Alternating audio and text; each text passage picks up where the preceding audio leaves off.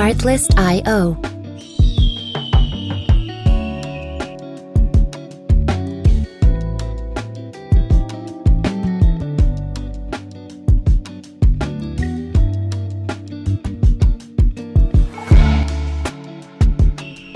Chers internautes, chers téléspectateurs, je me nomme Ndeye Fatou Leye.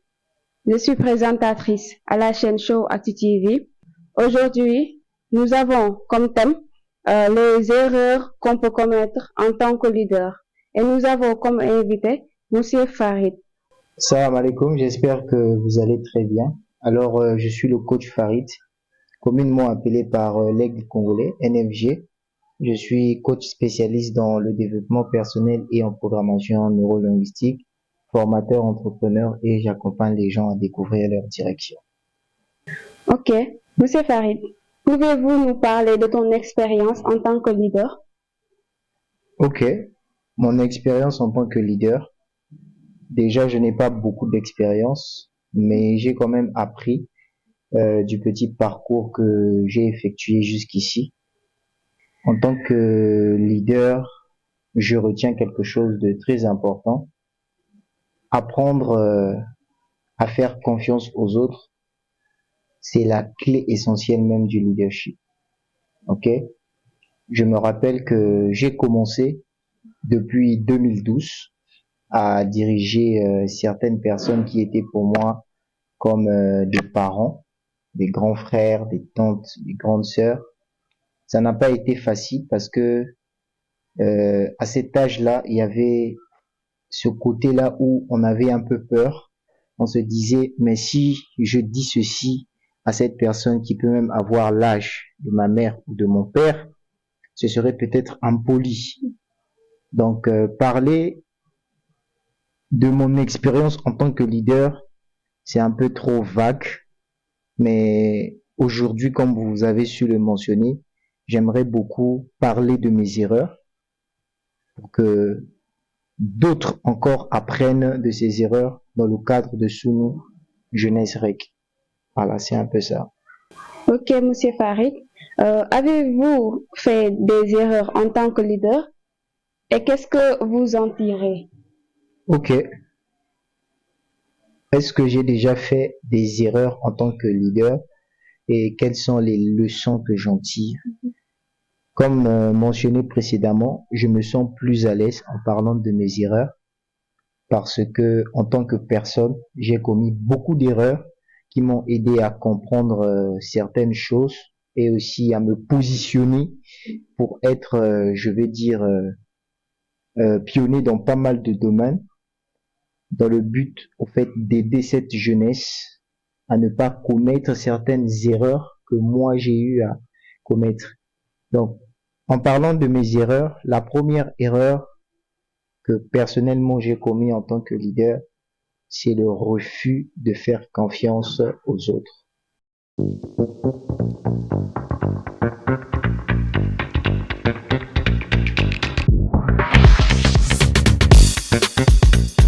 Artlist.io.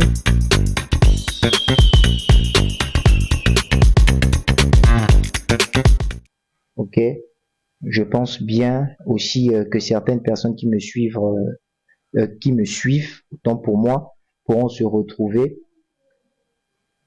La chose la plus fondamentale en tant que leader, c'est de bâtir un climat de confiance. Et c'est quelque chose que j'ai bafoué pendant des années, ne pas faire confiance aux autres, parce que on voit que un tel ne peut pas peut-être bien faire ça, un tel est peut-être incompétent à ce niveau-là, un tel, mais se baser sur ça, c'est comme limiter au fait le progrès même de ta personne en tant que leader. Parce que ce qui fait d'une personne un leader, c'est sa capacité au fait à se reproduire dans les autres. Or, j'ai appris avec le temps que on ne peut que se reproduire dans les autres en laissant les autres faire des erreurs et en apprenant aussi de leurs erreurs. Ça, c'est la première erreur que j'ai eu à commettre en tant que leader. La deuxième erreur que j'ai eu à commettre en tant que leader, c'est le manque au fait de dialogue. Moi, je me dis que en tant que leader, on est appelé à avoir un membre de personnes, un groupe de personnes avec lesquelles on se partage certaines idées, avec lesquelles on discute de certaines choses, avec lesquelles on transmet, je vais dire comme ça, certaines idéologies dans les coulisses avant que cela ne soit publié. Et en tant que leader, autrefois, je me disais qu'on pouvait faire des choses dans le but, au fait, pas pour impressionner, mais pour être le chef. Et je passe à la troisième erreur. En tant que leader, nous sommes appelés à ne pas être des chefs, mais à être des serviteurs. Parce que à la base, un leader, c'est une personne qui est au service d'un groupe. Ok? Ma compréhension précédente du leadership se figeait sur l'aspect d'être chef, de donner des ordres, de commander, de dire fais ceci, fais comme ça, fais comme ça, fais comme ça, mais sans pourtant être avec le troupeau. Je veux dire comme ça, sans pourtant être avec la foule. Est-ce que vous comprenez un peu? Et je parlerai beaucoup de mes erreurs, mais il y en a tellement que je pourrais citer ces trois éléments. La première, c'est éviter de faire confiance aux autres. C'est l'une des erreurs les plus capitales que j'ai commises dans mon parcours en tant que leader. Et deuxièmement, c'est se croire supérieur au fait aux autres. D'accord? Ne pas faire confiance aux compétences des autres, aux atouts des autres. Voilà un peu quelques erreurs que je voulais partager dans cette émission en tant que leader dans le cadre de notre mouvement Sunu Jeunesse REC. Ok, Monsieur Farid. Ceci étant dit, et je pense que les explications sont très claires, je vous pose la question, quelles sont les erreurs les plus courantes que les leaders commettent dans la gestion d'une équipe? Ok.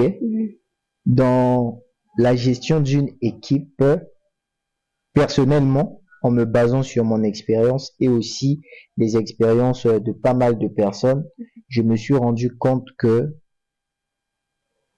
l'erreur la plus fatale qu'un leader puisse commettre, c'est de refuser de former son équipe. Ok?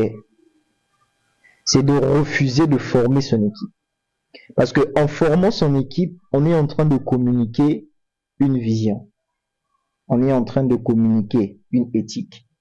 On est en train de communiquer une mission et une passion pour un but commun. Parce que à la base, on doit savoir que un leader, c'est un porteur de fardeau, c'est un porteur d'initiative. Mais il ne peut pas l'accomplir seul. Il a besoin d'une équipe, il a besoin des associés, il a besoin des collaborateurs. Mais il y a un adage qui dit que deux personnes ne peuvent pas cheminer ensemble s'ils ne se comprennent pas. Donc cela revient à dire que en tant que leader, ce que nous sommes appelés à faire à la base, c'est de savoir qui est avec nous et se focaliser sur les personnes qui sont avec nous, ensuite les former à devenir des personnes ayant la même perspective que nous, la même vision que nous, la même marche que nous. En récapitulatif, d'accord, les erreurs ou l'erreur la plus fatale qu'un leader puisse commettre, c'est de refuser de former son équipe.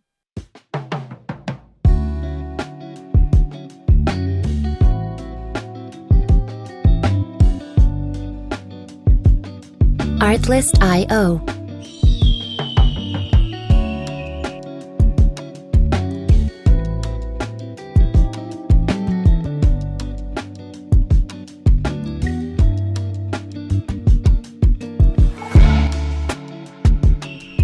Parce que en refusant de former son équipe, on est en train de laisser un vide. Or, la nature a horreur du vide. Donc, c'est un peu ça. Ok. Ceci étant dit, nous voulons encore savoir quels sont les impacts d'une mauvaise décision sur une équipe ou une organisation. Quels sont les impacts d'une mauvaise décision? Ok. Je me base toujours sur mon expérience. je vais dire que dans mon parcours en tant que leader, bien que je n'ai qu'une petite expérience, j'ai commis beaucoup d'erreurs, je l'ai dit précédemment. J'ai quand même aussi beaucoup subi, parce que j'ai perdu beaucoup de personnes aussi, d'où j'arrive à votre question pour dire que une prise de décision qui n'est pas bonne peut casser toute une équipe, peut diviser toute une équipe. Il m'est arrivé dans mon parcours de perdre beaucoup de personnes parce que j'avais manqué l'intelligence et la sagesse de savoir gérer les temps, de gérer les circonstances. Ok? En tant que leader, je me dis qu'on est appelé aussi à savoir écouter, dissimuler ses émotions, avaler et ne pas dire mot. Or, je me rends compte que j'étais quand même très impulsif. C'est quelque chose que j'essaie de modérer avec le temps. D'accord? J'étais quand même très impulsif et certaines décisions que je prenais étaient à la hâte. D'accord? Et c'est la plus grande erreur, même personnellement, que j'ai fait et que peut-être d'autres ont fait. Prendre des décisions de façon émotionnelle. Parce qu'en tant que leader, on est appelé à avoir la gestion de ses émotions. En tant que leader, on est appelé à avoir le contrôle sur ses émotions. Et c'est quelque chose que je n'ai pas su travailler depuis le début et ça m'a fait perdre non seulement du temps, mais aussi des personnes qui avaient du potentiel, des personnes qui étaient très équipées, des personnes qui ont cheminé avec moi aujourd'hui même, qui sont devenus de très grands leaders.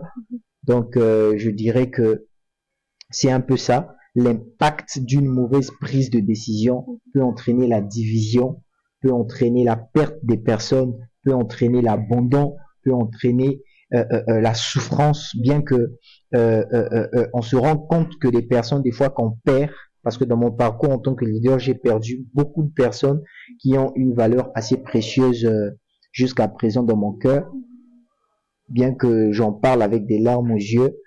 Ce sont des personnes qui ont beaucoup construit, qui ont beaucoup bâti, qui ont beaucoup apporté. Et donc, certaines de mes mauvaises décisions ont divisé le troupeau, ont divisé le clan, ont divisé l'équipe. Et ça peut arriver à tout le monde. C'est pourquoi, en tant que leader, on est appelé à savoir gérer nos émotions. On est appelé à avoir la maîtrise de soi sur nos émotions, ne pas prendre des décisions à la hâte au risque peut-être de regretter un jour. Voilà. Et est-ce que cela vous a fait reculer ces douleurs que vous avez vécues? Ok. Je dirais même que c'est la chose qui caractérise un leader, la persévérance. Personnellement, je me dis que si je ne réalisais pas l'importance de la vision, parce que, comme je l'ai mentionné précédemment, je suis pionnier dans pas mal de choses et visionnaire dans pas mal de domaines. Ça demande aussi une certaine équipe, des personnes. Donc, j'ai abandonné à un certain moment, mais je me suis ressaisi parce que la mission était plus forte que la douleur. La mission était plus forte que les émotions. C'est vrai que ça m'a fait mal.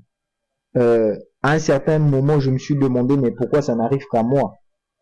À un certain moment, je me suis même privé de nourriture, je me suis même privé de manger, je me suis privé de beaucoup de choses parce que je me plaignais de savoir pourquoi les choses n'avançaient pas. Au contraire, c'était une phase de ma vie qui m'a permis de comprendre qu'en tant que leader, la douleur nous aide encore à redécouvrir une nouvelle perspective de la vision.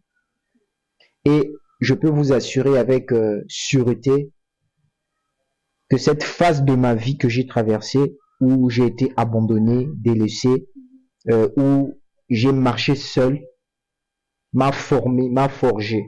Et c'est à cette période même que j'ai redécouvert certaines choses dans ma propre vie, dans ma carrière. J'ai redécouvert même certaines choses, je veux dire, dans la mission, dans la vision à laquelle j'ai été appelé. Donc c'est un peu ça. Je n'ai pas abandonné, j'ai persévéré, j'ai continué d'y croire, j'ai travaillé encore plus dur que je ne travaillais avant. Je me suis focalisé sur mes erreurs. J'ai essayé d'améliorer mes erreurs, bien que j'essaie toujours d'y travailler parce que je ne suis pas parfait. D'accord? J'essaie toujours d'y travailler. Je suis arrivé à un stade où je pouvais m'enfermer seul et pleurer.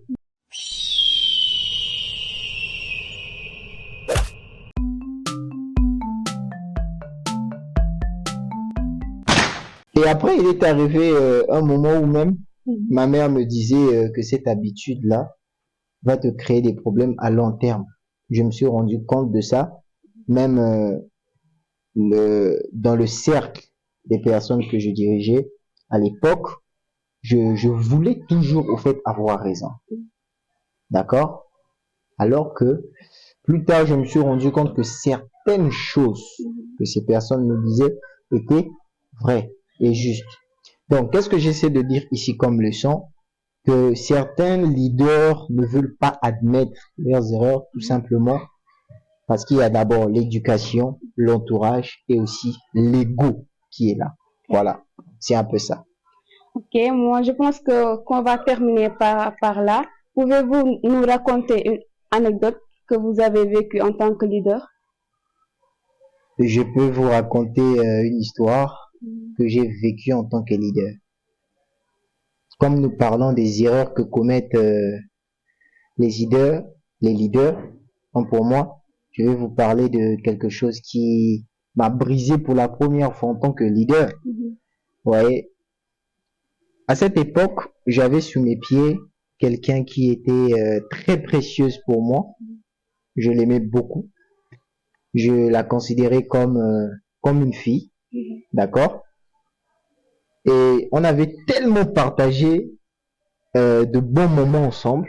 Je précise bien que ce sont des temps en tant que leader et son disciple, d'accord? Des moments assez intenses.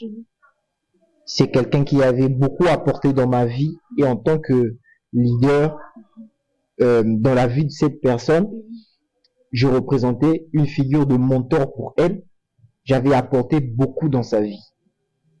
Et un beau jour, il est arrivé que suite à mon comportement vis-à-vis de cette personne, parce que j'étais un peu après devenu impulsif avec elle, un peu dur avec elle.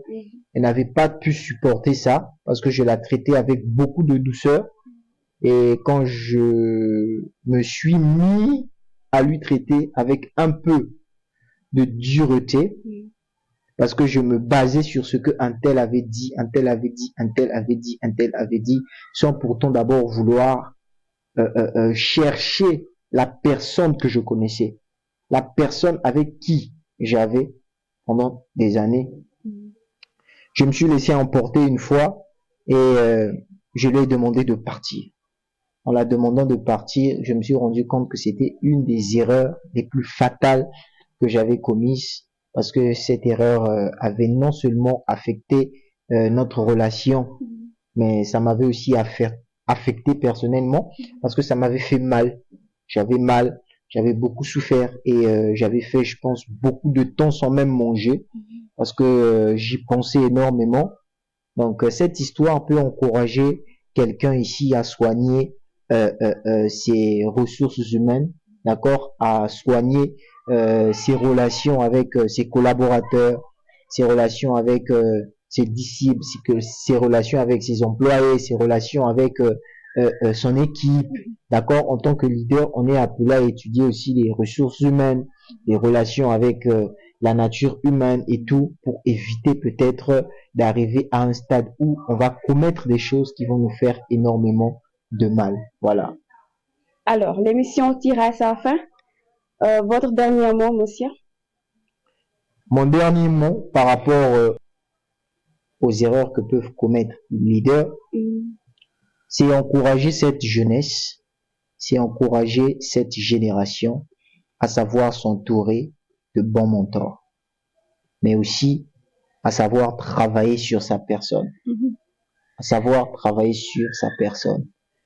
Le titre de responsable ne fait pas de toi leader.